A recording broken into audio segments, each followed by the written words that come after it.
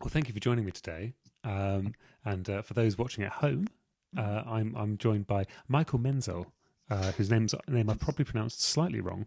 Um, Fine. the lauded board game artist and board game designer, most notably for Legend of Andor, I'd probably say. Um, is that your most famous game? I guess yes. Usually I'm not a designer. I'm just an illustrator, and yeah, Andor was kind of an accident. I like that idea that one of these like really popular games is just like it's just an accident. It just happened, you know. Yes. So, well, would you mind introducing yourself to begin with, just so we've got a bit of background on you, what you do, and what you design? Yeah, for sure. I'm Michael Menzel, and I'm illustrator for board games since 2004. And yeah, the first um, really big game was Turn on Taxis, which Mm. won Game of the Year in 2006, and Pillars of the Earth in 2007. And then Klaus Teuber asked me to illustrate Catan, Mhm. to make the repaint of Catan, and yeah, that started in 2010. And yeah, by that time I started to develop my own game, Legends of Andor, Mm. and that was released in 2012. Yeah, which is now the distant past, and there's been tons of Andor games at this point. I think it's fair to say we've got quite a few, and hopefully today we're going to talk about the newest, well, possibly the two newest games in the Andor series, but Mhm. maybe just generally as well because I really like them. I think they're um, it's an excellent series. That the first game especially is something that I feel is like a very good Sunday afternoon game after you've had your dinner. So Mhm. because it's got this sort of like um uh it's it's not taxing on the brain in a puzzly way on the Mhm. surface. But actually once you get into it, you realize you've really got to strategize quite a lot. So I think it gives it like a nice, it's got a nice kind of almost gentle feeling about it, despite it actually being a game of last minute saving strokes, pretty much. Mhm. Yeah. uh, well, shall we start talking about the adventures of Robin Hood? Should we start Mhm. there? Um, Whatever you want. yeah. Robin Hood, uh, a famous chap who wandered about some forests for a bit. Can you tell us about the game in general strokes? Yeah, it's a new game. It's different from Andor, Mm, and I developed it with the initial idea mm. that I wanted to have a game board without any grid or icons and stuff, and all the graphic without the graphic layer above Yes. it, Oh, that's and interesting. just landscape. And that was the initial idea, and it took me a while to find out how to do it. And it's about 8 years now in the development. Oh, wow. And yeah, and one day I came up with those figures. I can show you one. I don't know if it's visible for you. Oh, These yes. Yes. and and they have they you put them like tabletop figures Mm, all over the board, and so the landscape didn't need any grid, mm, and you move very free and freely. Very it's like an open world game, mm.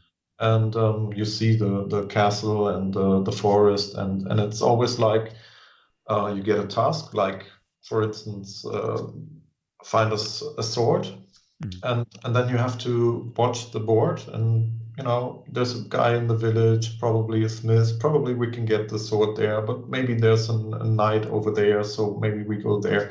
So it's very free in your Mm. decisions, and you can move around where you want, and you have some pressure about the time. You cannot just stay there all day long, but there is some pressure. And yeah, that's mainly what Robin Hood is about. It's an adventure, and you have this open world feeling. And what's great, it's we didn't put in a lot of cards, story cards. Instead, we have this little book, which is Yes. a Yeah, it's a real hardback as well. book. Yeah, and that's it's not in there because there is so much text. It's not like in adventure games. It's because I wanted to have the material very easy to handle, and the book replaces lots of cards. So you don't have to sort anything in the beginning. You just put the board on the table, put the wooden pieces in one corner, and take the book out, and the game is ready to play. Yeah, I think that's. I think anytime a designer says to me, "I had this one idea, and it took me 8 years to put together," I think that's what I'm most interested, because it is very interesting, especially compared to Andor. So Andor is sort of famous for its sort of I'm going to say grid system, although they're kind of not grid. They're like, kind of like paint by numbers Mhm, shapes, and that's, I'd say that partly because they've got little numbers in them as well, and they've got like a conveyor belt of enemy movement, so you can always see how things are going to progress for you, mhm, which is, I think, one of the things I like very much about the game is the way that um, there's arrows pointing where everything's going to go and where the pressure's going to be mhm, applied. mhm, I think that's like, that adds to that sense of pressure. You know, mhm. and so the idea that you've leapt in the other direction and you've gone no grids. Yeah, yeah. Actually, it's like that, and we have this double layered board, Mm. and all the enemies you reveal them during the game, Oh, and the board changes whether you decide this way or this way. So there might be some shortcuts that you find, and then they stay for the next level. And so I, I guess it's very innovative in many ways. But the core was to make it handleable for families, of course. so that they don't have to sort all kinds of material. And that was the idea about it. And because you said 8 years, it was not, it was like an idea, but it was like a problem.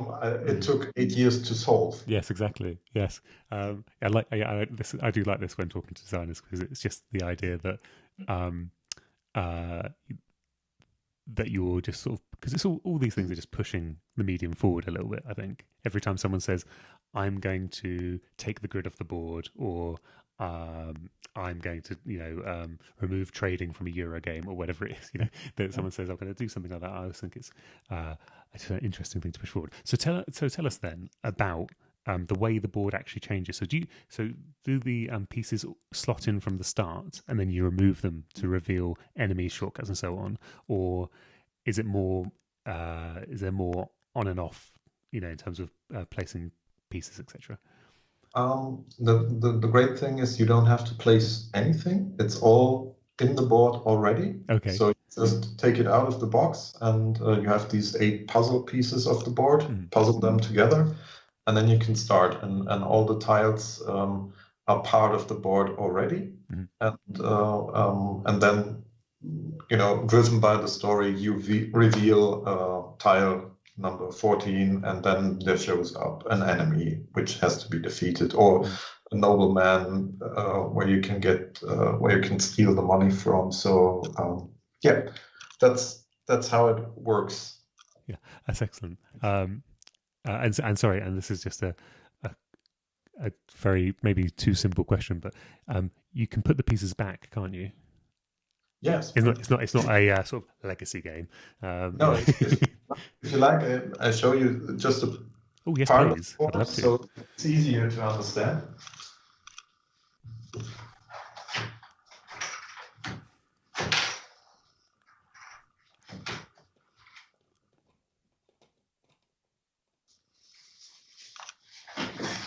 So I hope you can see that. That's a part of the board. Oh, I see. I can One, see all the little. yeah, one puzzle piece of the 8 puzzle pieces which are in there. And yeah, for example, Can we do the gallows? Sorry. yeah, you see over here is a tile, and then I take it out, Yeah. flip it, and then there is the hingeman Okay. appeared. That's And great.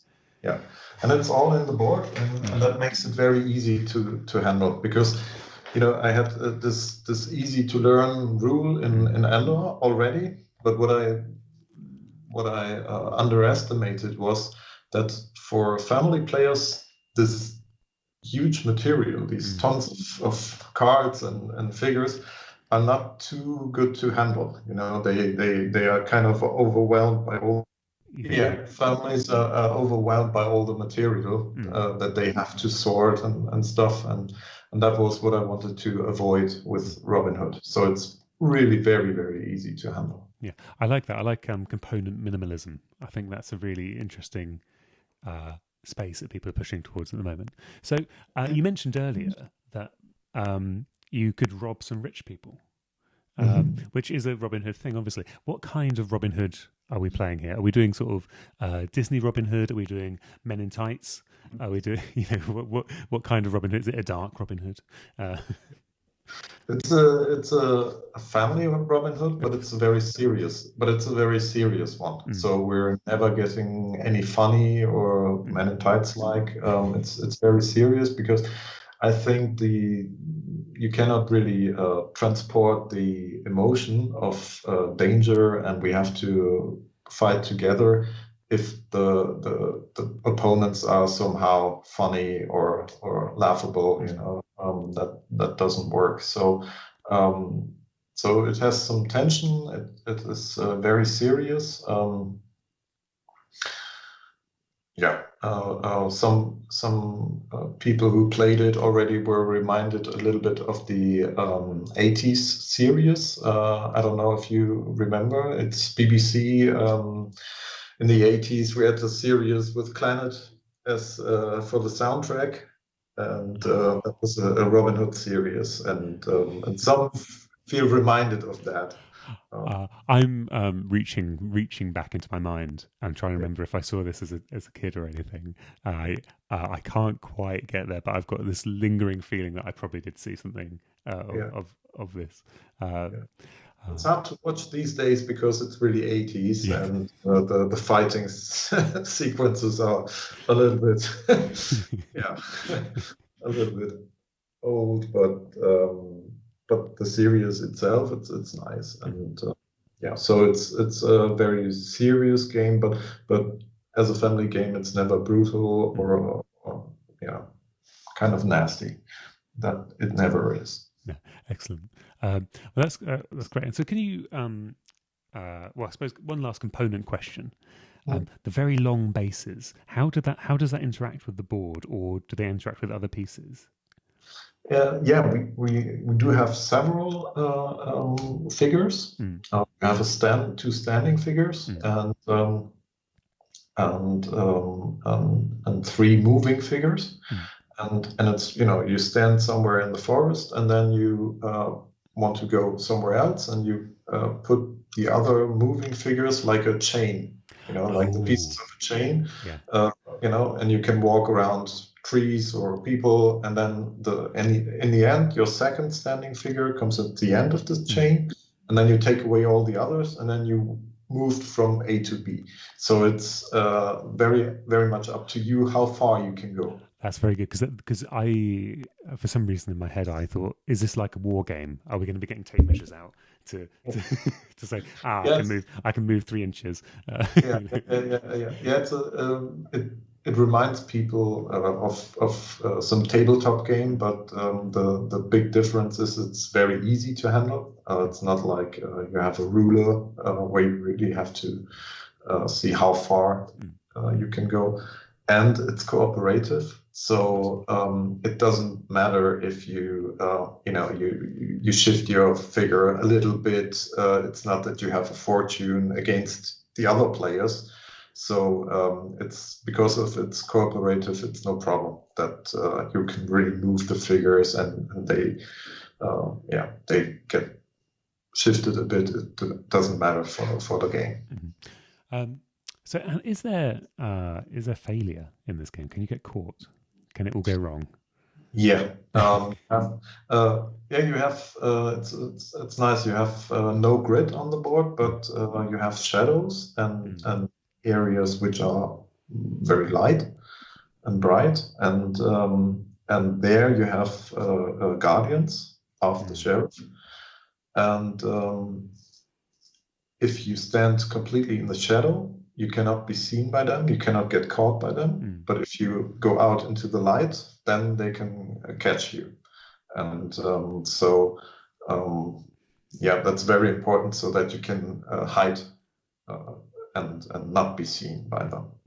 So, is there a certain amount of kind of like stealth gameplay then, where you're kind of trying to sneak around? Is it do enemies patrol? Do you have that kind of effect? Excuse me? Do you have do the enemies like patrol around the board? Do they have like a line of sight where they can see you? No, it's like these places are. I'll show you again. It's easier that way. Yeah.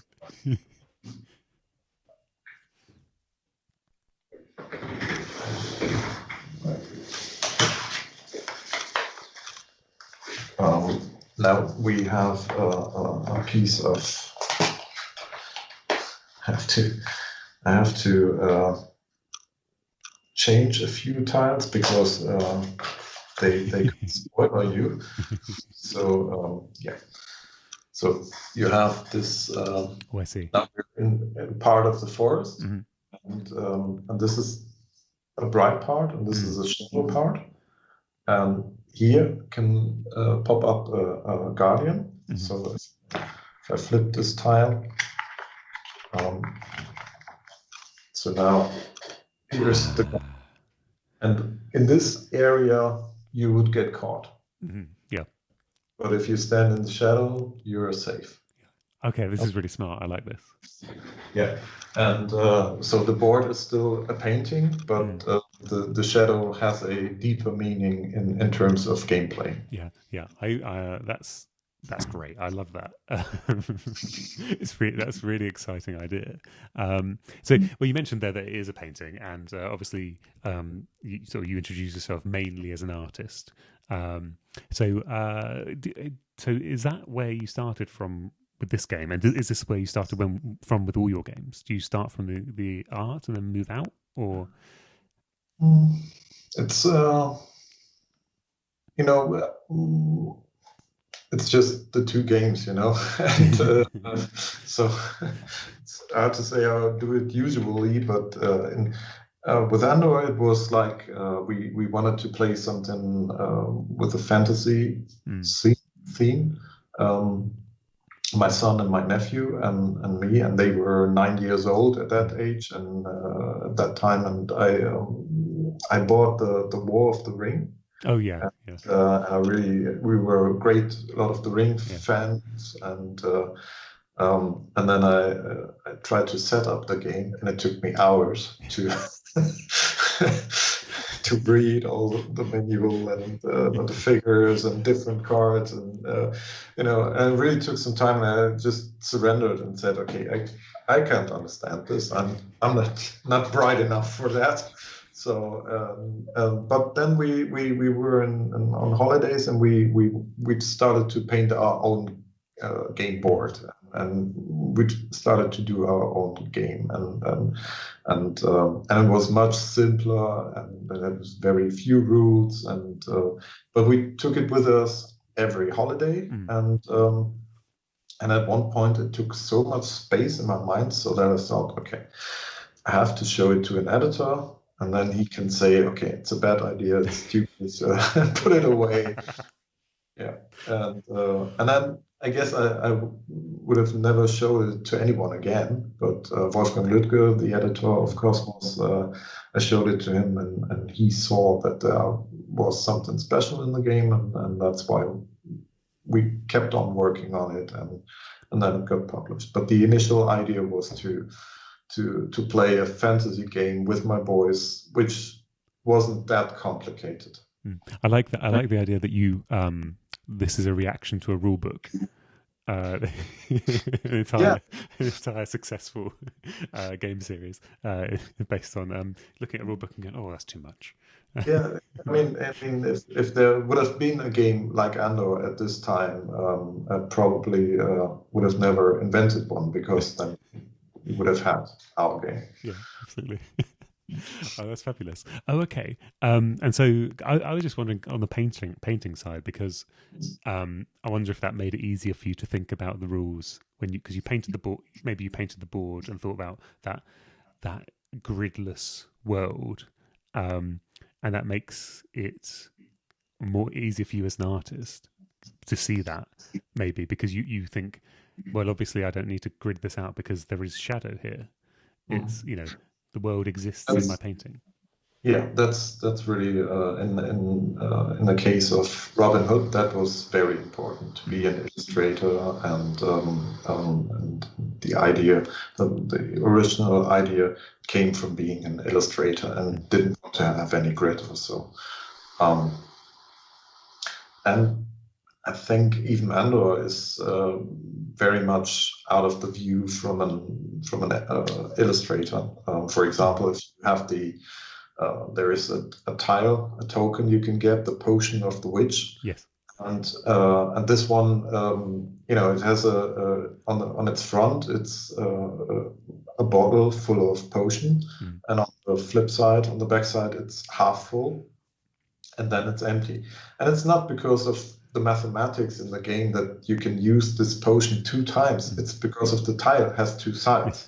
And it's for me, it's more important to have this visual effect that the potion is full and then half empty and then it's gone.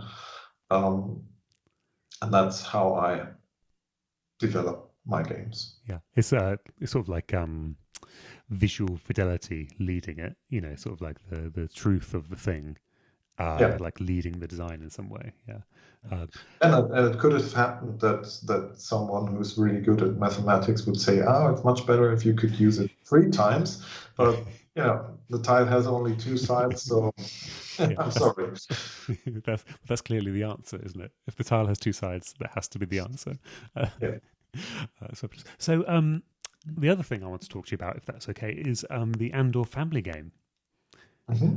Which is new. I haven't got my hands on it yet, but I wondered if you wouldn't mind telling us a bit about that and how you came to that, because obviously the original Andor is a family game, but you got Andor the family game.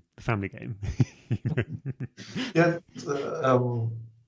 Well, this one there, I'm just the illustrator. Mika and Markus Brandt are the authors and the designers, and